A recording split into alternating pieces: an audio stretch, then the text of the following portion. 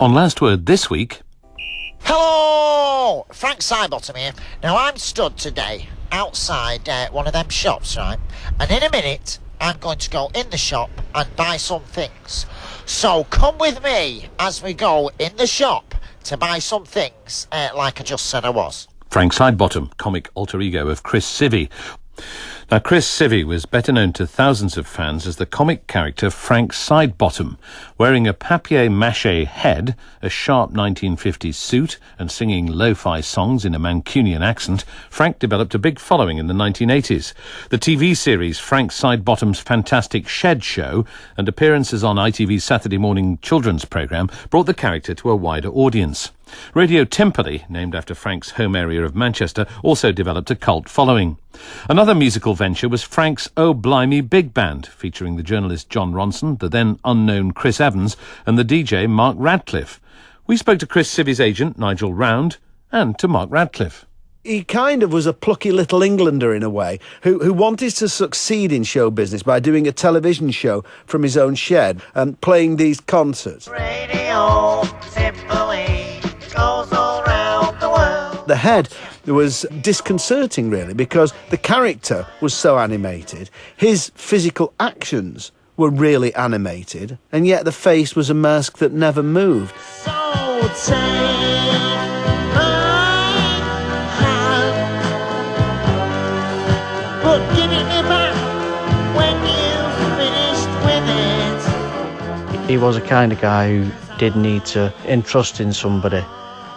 He'd been let down a lot in the past, and he didn't want to obviously be let down again, you know. How large a part did Frank Sidebottom play in his life? I mean, were there times when you found yourself talking to Frank Sidebottom and not to Chris? Yeah, and I've had occasions where we've been sat in the car, just me and Frank Frank's been talking to me for a good 20, 30 minutes, and I've been wondering, what am I doing talking to a bloke with a papier-mâché head on in a car? Today, I'm going to do something that's actually completely different. Different as long as it's not the same as anything else that's been done, because otherwise it's time for something completely the same as something else. Thank you. You know, if Chris walked into a room, you would never guess that was Frank Sidebottom. I mean, Frank Sidebottom is smart and savvy. Chris doesn't really bother about fashion. What sort of place did he live in? It was a terraced house in Hale, in Cheshire. Everything seemed to be old and oldie-worldy. Even like the stereo was like old, and big record collection, a lot of Beatles, and Beatles was a big thing with him. Twist and shout! Twist and shout! Come on now, baby! He was a lover, both as Frank and of Chris, of pop music. I mean, Chris was a huge fan of classic British pop music, particularly the Beatles, and Frank wanted to be Paul McCartney. Come on now, but, you know, with something like Born in the USA becoming Born in Timperley, he punctured all the pomposity and made it hilarious because he made it so homespun. He didn't make our job any easier when... Obviously, we were trying to build his profile up. He was never bothered about things like that. Going into mainstream, and when he wanted to, Frank would just go out and do a pub and not necessarily want to be paid, you know. He had no idea how to handle money. It came in one hand, it went straight out the other.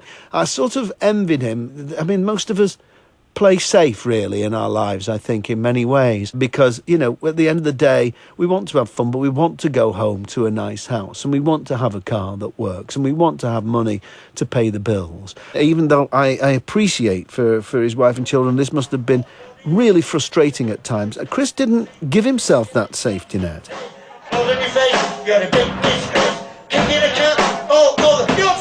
In Manchester and the Northwest, I think it went beyond being a cult figure. I think he became some kind of a sort of a folk hero. He was just a lovable northern eccentric. Everybody knows choo-choo trains go all around the world. So Mr. Radcliffe sent me on a train spotting mission.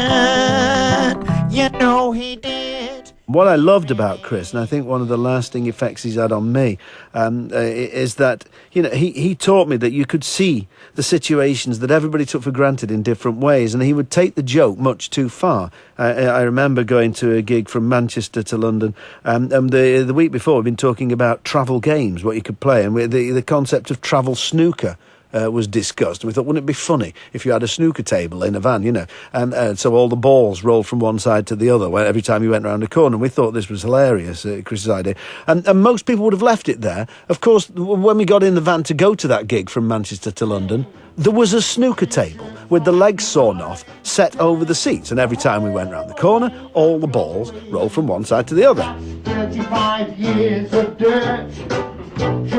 He was just incredibly gifted, incredibly creative, and incredibly inspiring to those of us who crossed his path. Football's gone next door.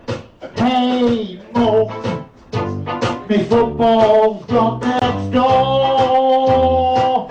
You know it has. It really has. Thank you. Frank Sidebottom's World Cup single, 3 Shirts on My Line, sung by Chris Sievey, who's died aged 54.